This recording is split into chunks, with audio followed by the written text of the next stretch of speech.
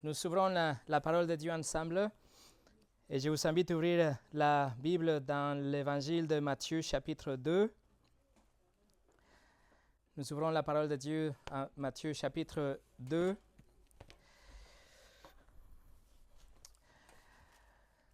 Matthieu chapitre 2.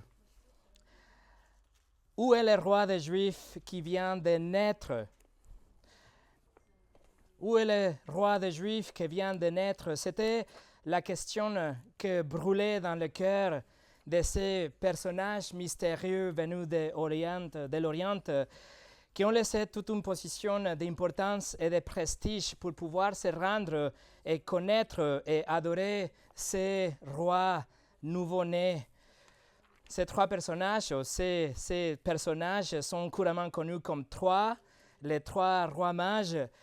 Le récit, c'est l'une des plus connues pendant la période de Noël, mais c'est un récit aussi qui est enveloppé par toutes sortes de traditions et malentendus. Mais la question qu'on se pose aujourd'hui est alors pourquoi ont-ils voyagé pendant des mois pour venir voir ce roi en Israël? Quelle était l'importance? Pourquoi ils sont venus le voir si eux-mêmes ils n'étaient pas des Israélites? Alors pourquoi cette urgence de le trouver et ensuite de l'adorer? Comme vous le savez, chaque semaine on sort pour partager l'Évangile. Et la semaine passée, j'ai partagé avec un jeune homme et je lui posais la question s'il célébrait Noël. Et il a dit oui, bien sûr. Et j'ai dit, est-ce que tu sais ce qu'on célèbre pendant Noël? Et il a dit, oui, bien sûr, c'est à propos des trois rois mages. C'était la réponse de ce jeune homme. Tandis qu'en vérité, les trois mages, ou les mages, et l'étoile, et les bergers, et les animaux, et la Vierge, et la crèche, et tout ça, c'est vraiment centré sur une personne. La naissance de ces rois, les rois des Juifs qu'ils s'appellent les mages. Et c'est ce passage que je voudrais examiner aujourd'hui afin d'éliminer toutes sortes de doutes, d'idées fausses et de distractions pour voir vraiment l'importance de cette personne, de ce roi nouveau-né que les mages et que tout le reste du récit de Noël ont au centre. Alors je vous invite à prier avec moi avant de commencer avec notre texte. Seigneur, on sait que Noël, c'est la célébration, la fête où nous nous souvenons de cet extraordinaire événement où le Seigneur Jésus est devenu chair. Le Dieu éternel est devenu un homme pour pouvoir sauver l'humanité. Mais en même temps, on voit tellement de distractions et de légendes et de choses qui passent autour, Seigneur, que nous voulons avoir ta parole aujourd'hui pour qu'elle nous instruise et nous guide dans la vérité, qu'on puisse se concentrer à nouveau et voir l'importance de cette naissance, de cet enfant, le Seigneur Jésus, que c'est le roi des rois et Seigneur des seigneurs. Seigneur, je te prie que nous puissions aujourd'hui saisir ces vérités pour que la saison de Noël, mais aussi notre parcours chrétien, soit déterminé par cette personne et cet roi, en soumission à cet roi, le Seigneur Jésus. Alors, Seigneur, utilise ta parole aujourd'hui au nom de Jésus. Amen. Nous allons lire notre texte, et notre texte, c'est Matthieu chapitre 2, versets 1 au 12. Et le message aujourd'hui s'appelle « En quête du roi ».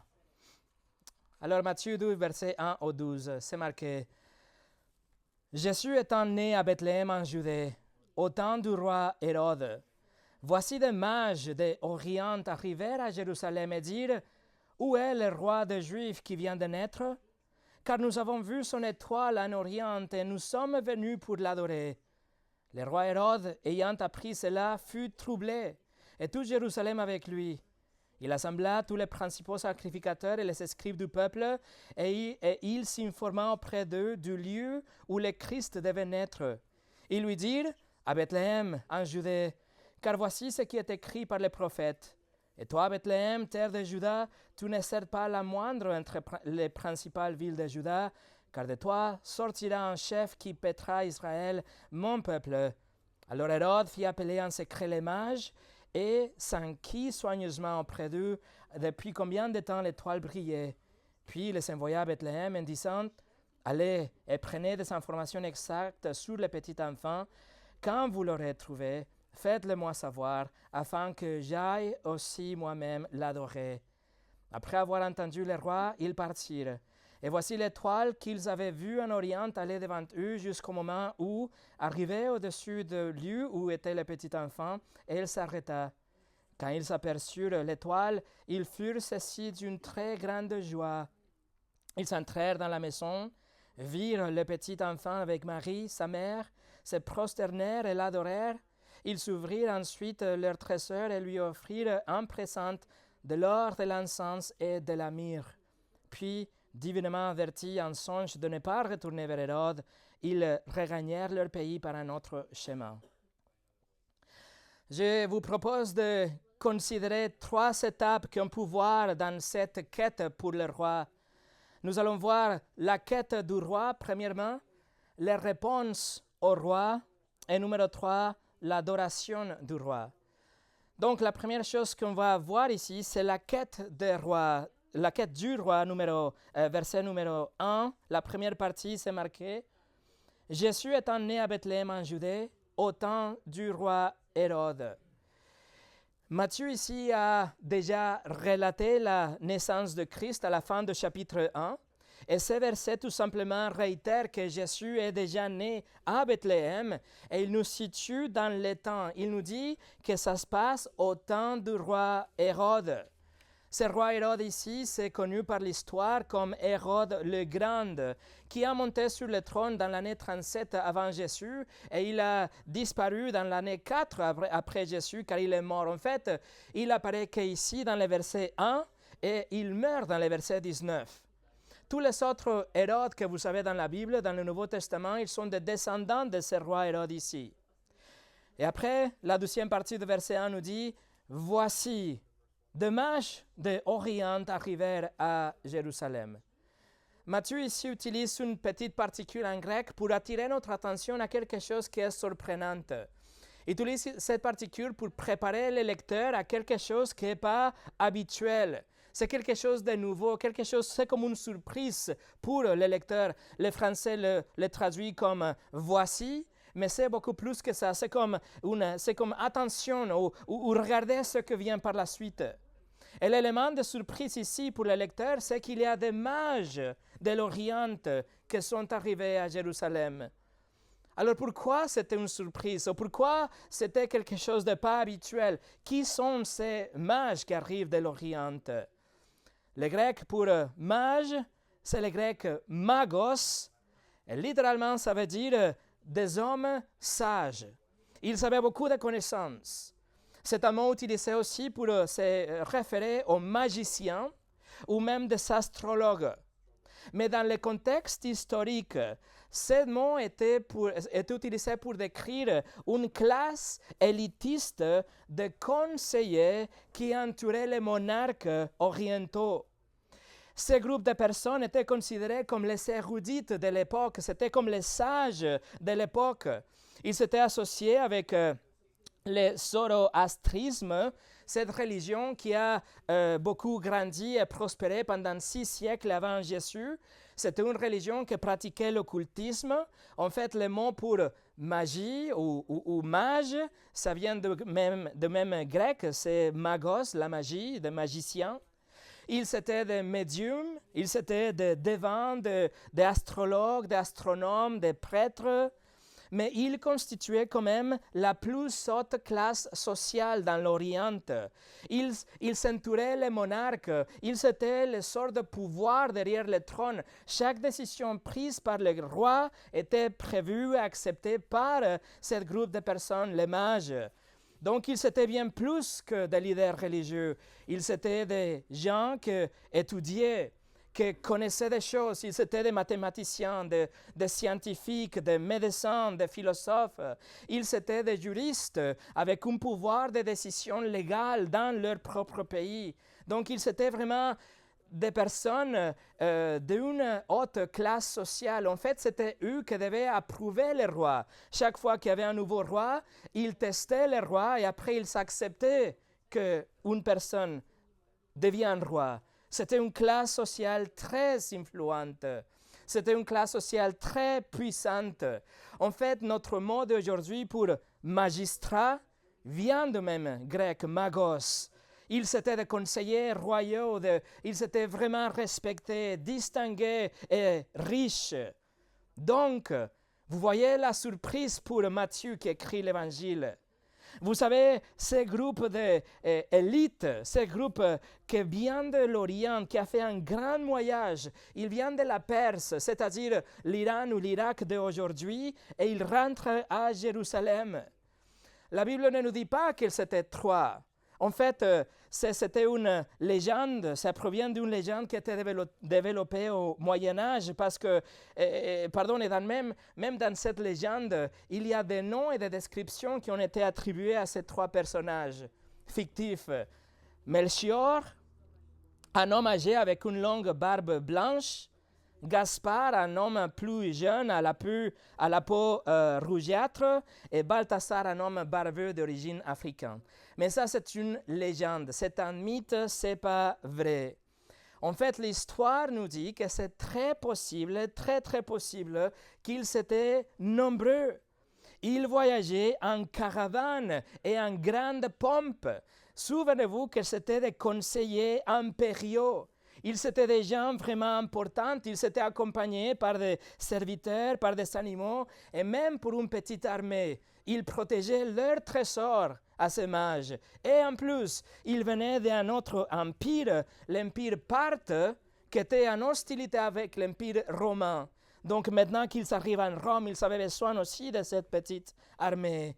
Vous voyez, contrairement à toute tradition, leur arrivée à Jérusalem, il aurait été avec une vue très impressionnante. C'était quelque chose de surprenant et imposant. Et en plus, les mages portaient cette sorte de chapeau pointu comme ceux que nous on associe aujourd'hui avec les sorciers. Ils étaient vêtus de fins tissus colorés, avec beaucoup de décorations dans leur personne, dans leur corps, dans leurs animaux, etc.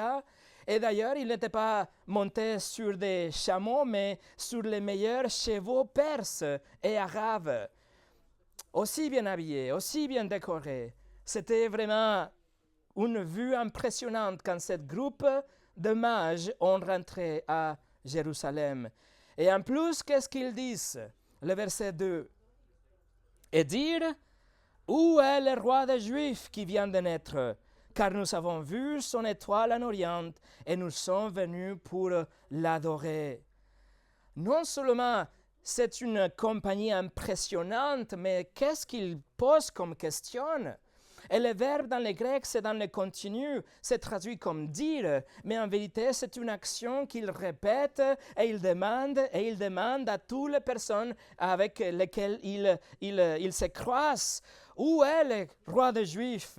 Où est le nouveau roi? Où est l'enfant? Où est-il? Où se trouve le roi? Car nous avons vu son étoile chez nous et on a fait ce voyage pour venir l'adorer.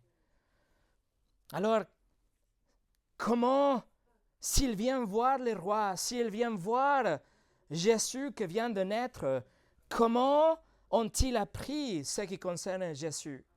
Comment est-ce qu'ils savaient quelque chose par rapport au Messie de Juifs? Pourquoi sont-ils intéressés dans cet roi de Juifs, comme il l'appelle?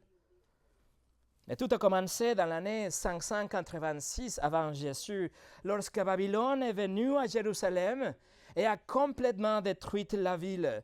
Mais en même temps, ils sont emportés des milliers de personnes en captivité. Et parmi ces exilés qui ont été pris comme des otages de Jérusalem, le roi Nabucodonosor, le roi de Babylone, a décidé de prendre à part quelques hommes. Et il a placé ces hommes parmi ses mages dans ses propres palais à lui. Et l'un de ces hommes était nul autre que Daniel. Daniel le prophète. Alors, allez à Daniel chapitre 2. Daniel chapitre 2. Et pendant que vous y arrivez, je vais vous raconter qu'est-ce qui se passe dans ces chapitres. Nabucodonosor, le roi de Babylone, il est troublé parce qu'il a eu un rêve.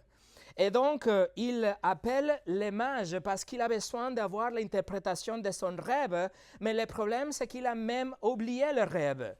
Donc, il appelle les mages. C'était censé être une de ses spécialités de mage, l'interprétation de rêve, mais il ne peut pas le faire car il ne peut pas même connaître quel était quel était le rêve du roi de Babylone.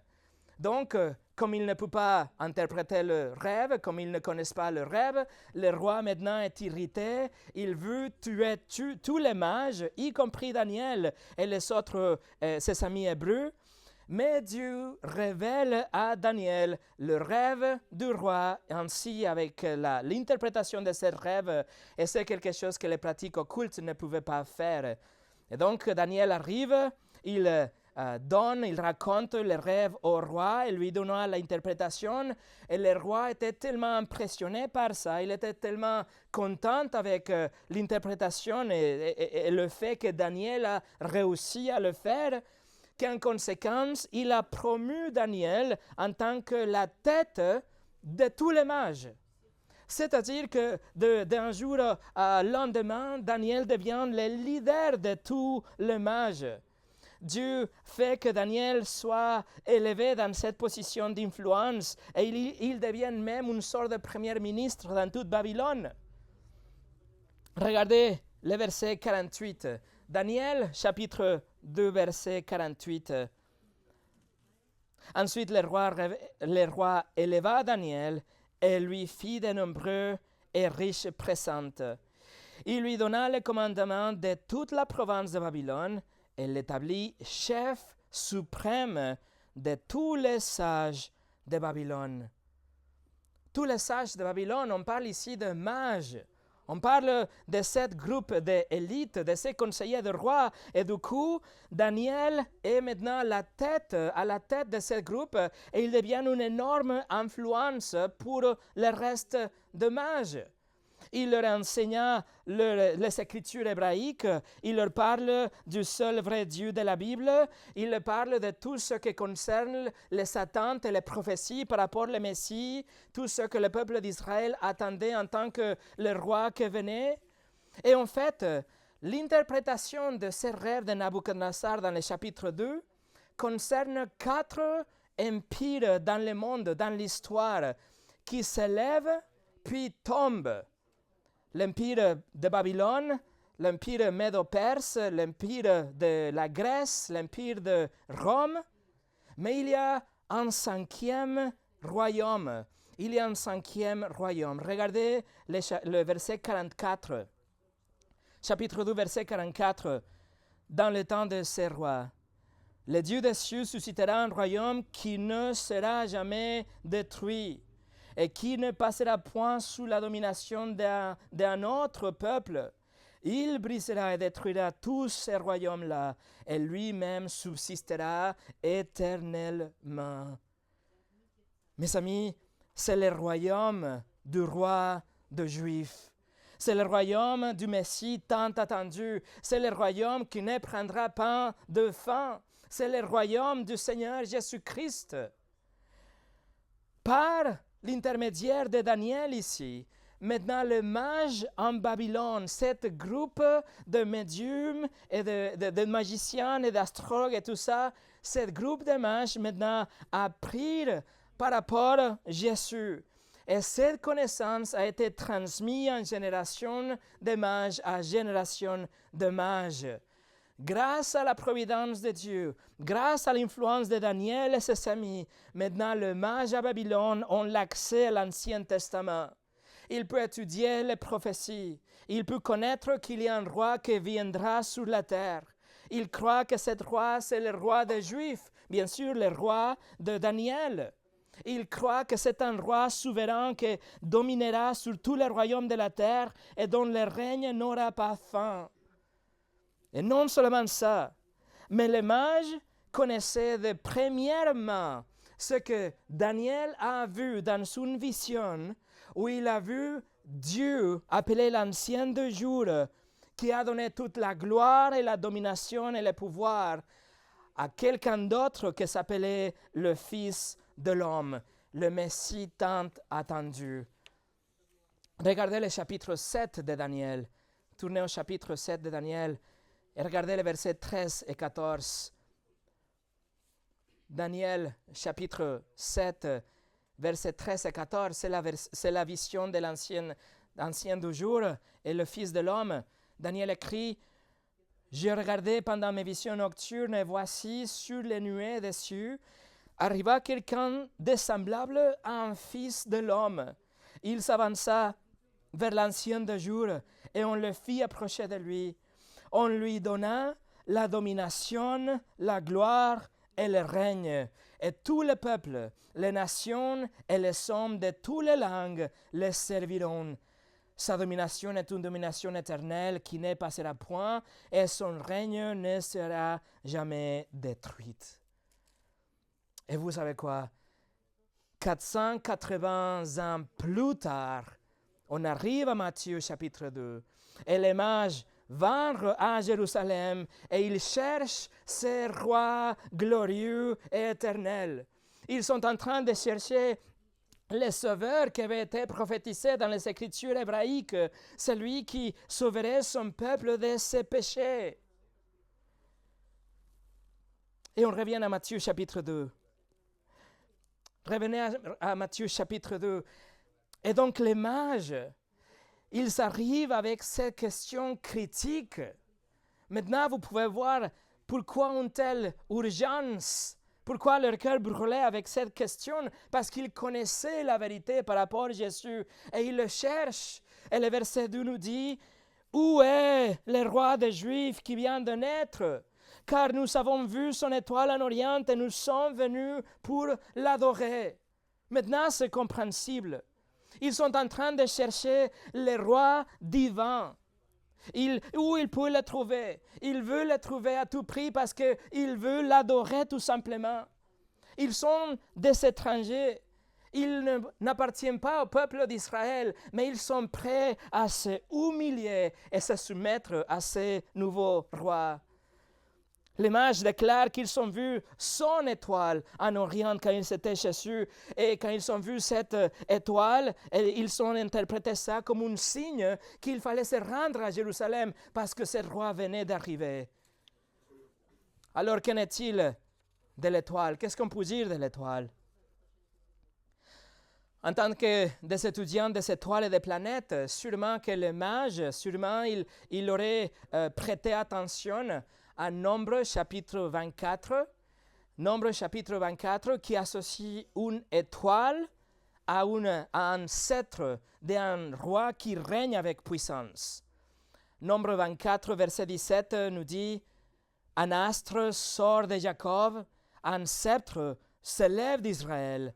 Il perce le flanc de Moab et il abat tous les enfants de Seth. » Alors Dieu a utilisé leur connaissance dans l'astrologie, la superstition qu'ils avaient, les traditions qu'ils gardaient, ensemble avec la vérité qu'ils connaissaient des Écritures, et il a surnaturellement amené ce groupe de mages à regarder quelque chose comme une étoile, semblable à une étoile, mais quelque chose tellement inhabituel et différent qui a attiré leur attention tout de suite et ils ont conclu sans aucun doute que c'était un signe divin. C'était le signe de ce roi qui devait être né. Alors, elle n'était pas une étoile normale. On parle ici d'un phénomène surnaturel. C'était comme l'éclat de la gloire de Dieu. Comme la gloire qu'on appelle la gloire Shekinah, qu'on voit dans le temple, qui descend sur le temple, qui repose sur le temple, par exemple. C'est important de savoir que pour les mages, le ciel était dominé que pour la lune et pour le soleil. Tous les autres corps célestes qu'ils ne pouvaient jamais voir, sans aucune distinction, étaient regroupés sur le nom d'étoiles. Donc pour eux, n'importe quelle chose ils voyaient dans le ciel, si ce n'était pas la lune ou le soleil, c'était une étoile. Mais dans ce cas ici, ils comprenaient que cette brillance qu'ils avaient vue ne pouvait signifier qu'une autre chose. Le roi était né. le roi des Juifs, le Sauveur, celui dont Daniel a parlé, et il fallait absolument qu'il vienne pour l'adorer. Aucune distance ne sera trop longue, aucun empire ne sera trop effrayante, il doit venir les rendre hommage. Voilà la quête pour le roi. Numéro 2, les réponses au roi. Les réponses au roi. Je voudrais que vous voyez avec moi 2 réponses qu'on voit ici au roi nouveau-né. Et ces 2 réponses qu'on va voir sont exactement les mêmes réponses qu'on voit aujourd'hui autour de nous. Donc verset 3. Le roi Hérode, ayant appris cela, fut troublé, et tout Jérusalem avec lui. Lorsque Hérode le Grand entendit qu'un groupe de personnes éminentes, qui étaient considérés comme un groupe puissant de l'Orient, étaient considérés comme ceux qui fondent le roi, qui approuvent le roi, cette caravane, ce groupe de personnes, même avec une armée, il vient de la Perse à la recherche d'un enfant qui avait été prophétisé par les religions des Juifs, bien sûr qu'il fut secoué. Littéralement, il était très agité, il tremblait même. Il considérait que son règne à lui était menacé par cet nouveau-né. En fait, les mages l'appellent le roi des Juifs. Et il faut savoir que le Sénat romain avait donné le nom, le titre de roi des Juifs au roi Hérode. Donc maintenant, vous savez, le roi Hérode, le roi des Juifs, qui dit, il y a un autre qui s'appelle, qui est le roi des Juifs légitime. Bien sûr qu'il est troublé. Alors, quelle est la réponse de Hérode au roi nouveau-né? La haine. La haine. Pourquoi? Parce que le bébé, l'enfant, le roi des Juifs, est une menace au cœur orgueilleux et avide de pouvoir de Hérode. Hérode aimait tellement son pouvoir qu'il avait déjà tué un grand prêtre. Il a tué une de ses femmes, il a tué sa belle-mère, il a tué 3 de ses fils et il a tué beaucoup d'autres personnes parce qu'il a senti que son trône était menacé. En fait, César Auguste, il a dit qu'il valait mieux être un porc qu'un fils de Hérode. Son pouvoir ne pouvait concevoir quelqu'un qui puisse être plus important que lui. Son cœur orgueilleux voulait garder la première importance à tout prix. Il était tellement orgueilleux que l'historien Josephus raconte l'histoire que lorsque Hérode a su qu'il était malade pour mourir, il a ordonné que les citoyens les plus importants de Judée soient kidnappés et amenés à l'hippodrome, et que tous ces citoyens soient tués précisément au moment de sa mort à lui pour que Jérusalem pleure véritablement ensuite. Ça, c'était un tyran, c'était quelqu'un d'orgueilleux et de brutal. Il était un grand politicien, il était un grand diplomate, il était un maître visionnaire dans le domaine de la construction. Il avait donné aux gens pour les tenir contents ou distraits un amphithéâtre, un théâtre, un hippodrome, un palace, une forteresse. Mais l'édifice emblématique fut l'agrandissement et l'amélioration du temple d'Israël. Alors les Juifs étaient plus ou moins contents avec lui, mais ils avaient très très peur car il était un tyran. Parce que lorsque il avait le moindre signe d'une menace, le moindre signe d'opposition à son règne, quand il pensait qu'il avait une possibilité d'une insurrection, il la réprimandait brutalement et éliminait toute menace potentielle à son règne. Alors le roi nouveau-né, maintenant, le Seigneur Jésus, est détesté par Hérode parce qu'il est une menace à son orgueil et son pouvoir. C'est la même chose qu'on voit aujourd'hui. Le roi Jésus est détesté. Le roi Jésus est méprisé par tous ceux qui sont autosuffisants, par tous ceux qui sont attachés à leur propre pouvoir, par tous ceux qui sont attachés aux richesses du monde, par tous ceux qui aiment la reconnaissance publique, l'amour des autres personnes, être populaire, etc. Par ceux qui gonflent leur cœur d'orgueil, par ceux qui se reposent sur leur propre tradition et leur religion, par ceux qui se confient dans leur propre bonne sobre, qu'ils pensent que ce qu'ils font leur donne des valeurs devant Dieu. Jésus est détesté par tous ceux qui sont des rois et des règnes de leur propre vie. Il est une menace. Matthieu écrit que tout Jérusalem était également troublé par lui. Mais Jérusalem, il tremble devant les possibles réactions d'Hérode, parce qu'il connaît bien qu'il était impitoyable et brutal, et que le sang sera versé pour mettre fin à ces menaces. Alors, bien sûr, Jérusalem tremble avec lui. Et donc, Hérode appelle les membres du Sanhédrin, il appelle à tous les membres religieux, pour qu'ils disent où il peut trouver cet enfant, où est-ce qu'il peut trouver cette menace.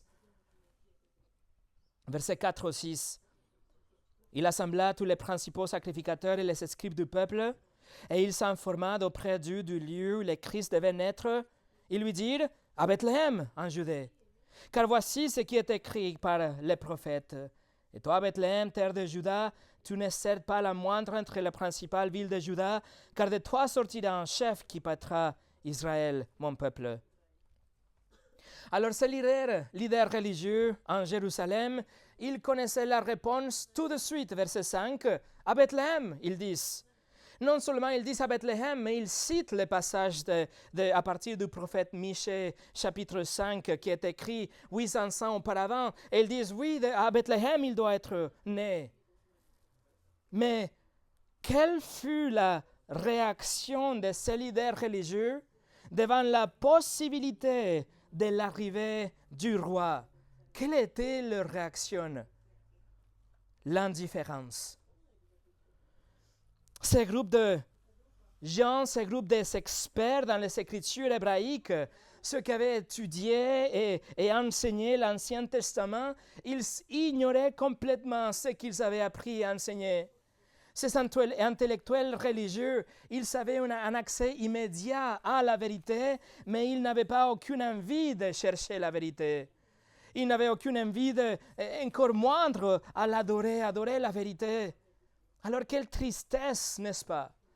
Que les mages venus d'Orient, d'un pays lointain, ont chéri Jésus, et le même peuple de Dieu qui avait la vérité entre leurs mains était complètement indifférent envers la naissance de Jésus. Vous savez, les mages d'un côté, ces païens gentils, ont parcouru une distance de plus de 1000 kilomètres dans un voyage qui aurait pu prendre quelques mois. Selon la météo, ça dépend de la route, mais par exemple, dans Esdras chapitre 7, ça a pris 4 mois une caravane pour parcourir un trajet similaire. Donc les mages, ils ont parcouru cette distance. Ils ont choisi de quitter leur position éminente parce qu'ils ont voulu se soumettre à ce nouveau roi. Ils ont voulu venir adorer le roi des Juifs. Mais d'un autre côté, Israël, le peuple de Dieu, les leaders religieux ne se soucient absolument pas de cet événement extraordinaire. Et d'ailleurs, les mages se déplacent, ils posent la même question, ils répètent la même question, et selon le récit de Matthieu, personne ne semble leur donner une réponse. Il n'y a ni d'émotion, ni d'intérêt de la part de la population. Personne ne se soucie, personne ne se pose de questions, personne ne le suit. On voit que la indifférence, numéro 1, de la part de la population religieuse d'Israël, et numéro 2, la haine de la part de Hérode. Versets 7 et 8. Alors Hérode fit appeler en secret les mages et s'enquit soigneusement après d'eux depuis combien de temps l'étoile brillait. Puis il les envoya à Bethléem en disant, « Allez et prenez des informations exactes sur le petit enfant. Quand vous l'aurez trouvé, faites-le-moi savoir, afin que j'aille aussi moi-même l'adorer. » Hérode veut savoir quand est-ce que cette étoile est apparue pour qu'elle puisse faire ses calculs et planifier un massacre de tous ses enfants. Remarquez ici dans le verset 8 que Hérode les envoie à Bethléem et il dit que quand ils vont trouver l'enfant ou le petit enfant, il ne s'agit pas d'un bébé. Jésus, maintenant, il est un enfant. Il a moins de 12 ans. Et c'est pour ça que la 12e partie de ce chapitre, Hérode va ordonner la massacre de tous les enfants de moins de 12 ans. Donc Jésus n'est plus un bébé, il est un enfant maintenant, presque de 12 ans. Mes amis, parmi ces deux réactions qu'on voit ici, la haine et l'indifférence, quelle est la vôtre? Est-ce que Jésus, c'est une menace à votre confort, votre péché, votre orgueil, les plans de vos vies? Est-ce que vous refusez de renoncer à ces péchés en particulier? Est-ce que vous rejetez l'idée d'être responsable ou redevable à quelqu'un comme votre Seigneur et c'est pour ça que vous rejetez et vous détestez l'idée d'avoir un Seigneur, le Seigneur Jésus? Ou bien Jésus, il est peut-être sans importance parce que vous pensez que vous pouvez vous fier dans vos propres traditions, que vous n'avez pas besoin d'un sauveur, que vous êtes bien avec Dieu et donc vous n'avez pas besoin de Jésus dans votre vie. L'indifférence ou la haine, quelle est la vôtre? Je vous propose une troisième. Numéro 3, l'adoration du roi. L'adoration du roi. Verset 9. Après avoir entendu le roi, ils partirent, et voici l'étoile qu'ils avaient vue en Orient aller devant eux jusqu'au moment où, arrivée au-dessus du lieu où elle était le petit enfant, elle s'arrêta. Alors après cette rencontre avec Hérode, le mage partit en direction de Bethléem et cette lumière brillante qu'ils avaient vue chez eux, il s'était à nouveau apparu. Elle était là et cette fois, cette lumière se déplace avec eux et elle va rester exactement sur la maison où Jésus se trouve à ce moment-là. Encore une fois, c'est un phénomène surnaturel, car c'est une brillance, une sorte de lumière qui se fixa exactement au-dessus de l'endroit précis. Elle se suspendait au-dessus de la maison particulière parmi des autres maisons qu'il y avait autour. Ce corps de lumière devait se trouver peut-être au milieu de l'air, plus près que les nuages. Quelque chose que vous pouvez voir et identifier comme ça au-dessus de la maison. Verset 10. Quand ils aperçurent l'étoile, ils furent saisis d'une très grande joie. Les mages furent bouleversés car on vu l'étoile et on vu que l'étoile était là. Et la façon dont Matthieu écrit ici, vous ne pouvez pas voir ça dans le français, mais c'est un langage très fort car il empile des superlatifs. Il n'arrive pas à trouver les mots pour décrire l'exaltation de ces mages. Il savait trouver ce qu'il voulait vraiment, le roi des rois, le sauveur des pécheurs.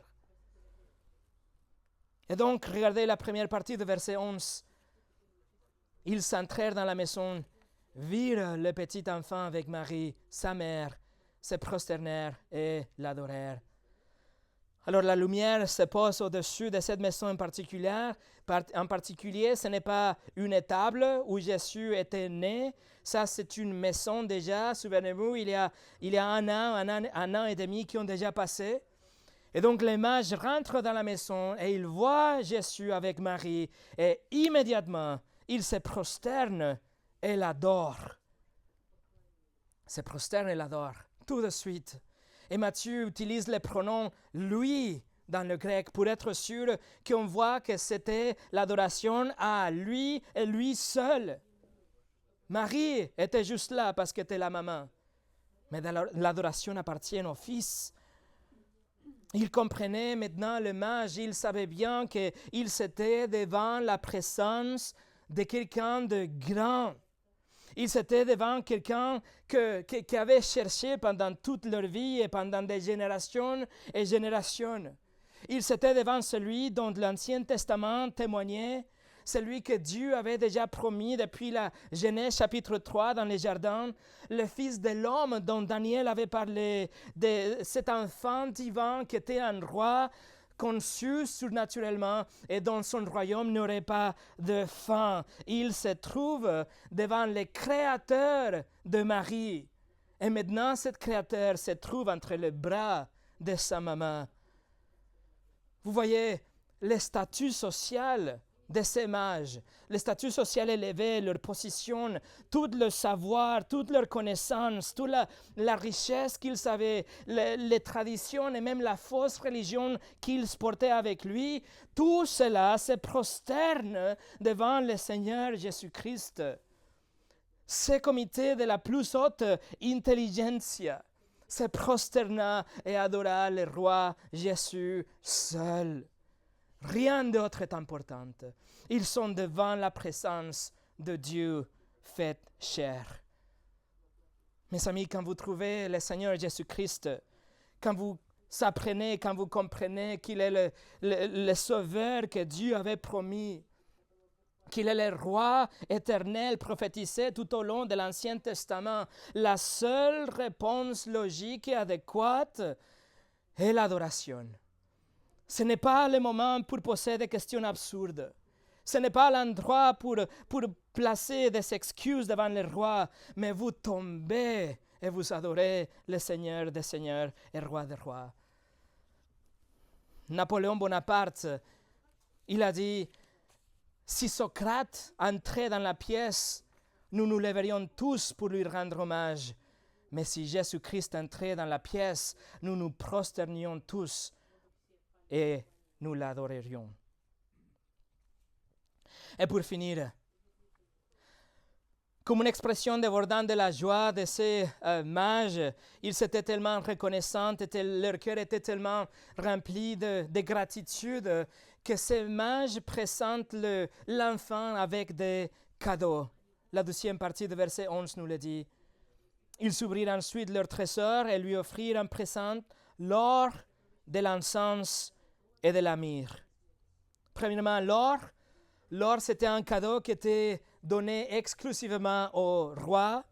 Il savait qu'il était non seulement devant le roi des Juifs, mais le roi de tous les rois et le Seigneur de tous les seigneurs, qu'il était devant le souverain de l'univers, qu'il était devant le seul gouverneur de toute la galaxie, de tout aspect et chaque détail de l'histoire et de la vie. Ça a été cet enfant qui avait orchestré tous les événements pour que ce groupe de Juifs puisse venir avec un cœur sincère et chercher et trouver le Seigneur. Cette situation avec les mages fait la honte à Israël vraiment. Qu'il soit le haïssé comme une menace pour son statut, soit était indifférente car elle se fiait à ses propres bonnes œuvres, mais ça a été le souverain qui a planifié tout ça. Le souverain roi dont on a parlé la semaine passée dans le psaume 93, si vous vous souvenez. On a dit et on a répété et on a affirmé que le Seigneur règne. Vous savez quoi? On parle de lui.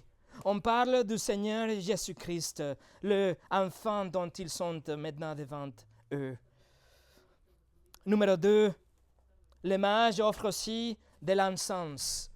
L'encens était l'encens en huile utilisé dans le culte de Dieu et donc les mages reconnaissent qu'ils sont en face de quelqu'un de divin. Ce n'est pas seulement un enfant, mais c'est Dieu dans un corps humain, dans un corps d'enfant en ce moment. C'est la divinité incarnée, c'est la parole de Dieu devenue chair, c'est Emmanuel, Dieu avec nous. Et numéro 3, ils s'offrirent de la myrrhe. La myrrhe était une poudre ou une huile utilisée pour embaumer les corps morts. Pourquoi? Parce qu'ils savaient que cet enfant était censé de mourir. Cet enfant, cet roi divin avait venu à la terre avec une mission et cette mission nécessitait qu'il meure en sacrifice pour son peuple. Pourquoi? Parce que nous avons tous un grand problème. Nous avons tous transgressé la loi de Dieu. Nous avons menti et volé et profané le nom de Dieu et nous avons regardé des hommes ou des femmes avec la convoitise que c'est considéré comme l'adultère et nous avons détesté des autres personnes qui est compté comme le meurtre aussi. Et la justice parfaite de Dieu et la sainteté de Dieu demandent que chacun de nous paye pour notre propre crime, pour la loi que nous avons brisée. Et la punition, le châtiment était déjà prescrit. C'est l'enfer pour l'éternité. Et il n'y a rien que nous pouvons jamais faire pour payer la dette énorme que nous avons devant cet Dieu parfait, éternel et saint. Mais la bonne nouvelle, c'est que Dieu est venu. Il a quitté le ciel et son royaume. Il a laissé sa gloire derrière pour naître comme un bébé dans une crèche. Puis grandir en vivant une vie parfaite. Jésus n'a jamais péché. Après, il a offert cette vie parfaite, cette vie sans péché, en tant qu'un sacrifice sur la croix. Et Jésus est mort et il a reçu sur lui le châtiment que nous méritions et il nous donne en échange la perfection qu'il a gagnée dont nous avions besoin. Nous avons brisé la loi de Dieu, mais Jésus a payé notre amende. Jésus est mort et il a satisfait la justice de Dieu pour que nous puissions être pardonnés, recevoir la vie éternelle et le pardon de nos péchés. Et tout ça, c'est grâce à sa vie. Il est venu en tant qu'un homme. Sa mort, il est mort en tant qu'un homme et il est ressuscité avec un corps en tant qu'un homme après 3 jours aussi. Tout a été déjà accompli par Jésus, mais ce que nous devons faire en réponse, c'est la repentance. On doit nous retourner de nos péchés et on doit mettre notre confiance en Jésus pour notre salut. Et il va nous donner la vie éternelle. Il va nous donner le pardon de nos péchés. Et mes amis, c'est ça le message de Noël. C'est ça la beauté ou la magie, comme le monde l'appelle. La magie de Noël, c'est ça. C'est que Dieu est devenu chair et lorsque nous mettons notre confiance en lui, nous avons la vie éternelle en son nom. Les mages sont venus se prosterner humblement devant lui. Ils ont montré cette foi. Ils se sont réjouis avec une grande joie parce qu'ils comprenaient que Jésus était le plus grand trésor et cadeau qu'ils pouvaient jamais avoir dans leur vie. Et en échange, en réponse, ils offrent le meilleur qu'ils peuvent donner, les 3 présents dont nous avons parlé. Mais non seulement ça, on finit avec le verset 12. Il dit, « Puis, divinement avertis en songe de ne pas retourner vers Hérode, ils regagnèrent leur pays par un autre chemin. » Dieu avertit les mages de ne pas retourner par le même chemin pour que Hérode ne puisse pas le voir. Donc, les mages retournèrent en Perse. Et qu'est-ce que vous pensez, à votre avis, quel serait le désir naturel de ces groupes d'hommes qui ont trouvé le plus grand trésor dans leur vie? Quelle serait la réaction naturelle de ce groupe d'hommes qui avaient trouvé le sauveur de leur âme? Moi, je pense, dire aux autres à propos de lui, raconter ce qu'ils avaient vu, ce qu'ils avaient entendu, ce qu'ils avaient reçu.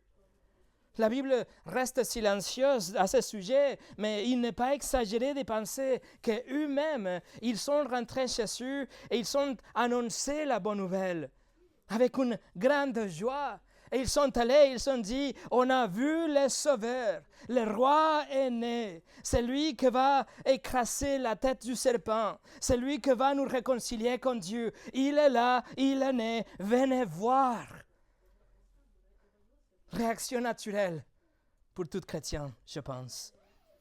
Mes amis, dans cette période de Noël, cherchez le roi, adorez le roi et dites aux autres à propos de lui.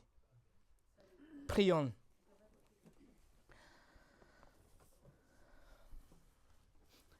Seigneur, merci pour le miracle de Noël. Et merci pour qu'on voit dans ta providence comment tu as amené ces groupes de païens, les mages, pour adorer le Seigneur Jésus, pour que le reste des incroyantes, des non-croyantes, pour même le peuple d'Israël à l'époque, qu'ils voient la honte qu'il est venu pour eux, mais ils ne sont pas reconnus le Messie. Mais Seigneur, merci que tu nous as enlevé cette voile de nos yeux et que nous pouvons reconnaître Jésus comme Dieu dans la chair, comme le Messie promis, comme celui qui est mort et ressuscité pour nos péchés. Et que maintenant, quand nous célébrons Noël, nous ne pensons pas à un bébé, mais on pense au roi souverain de l'univers, celui qui a donné sa vie en sacrifice, dont le sang est coulé, que le corps a été écrasé. Mais c'est grâce à lui, c'est grâce à son sacrifice que nous pouvons te prier et avoir cette promesse d'un héritage avec toi.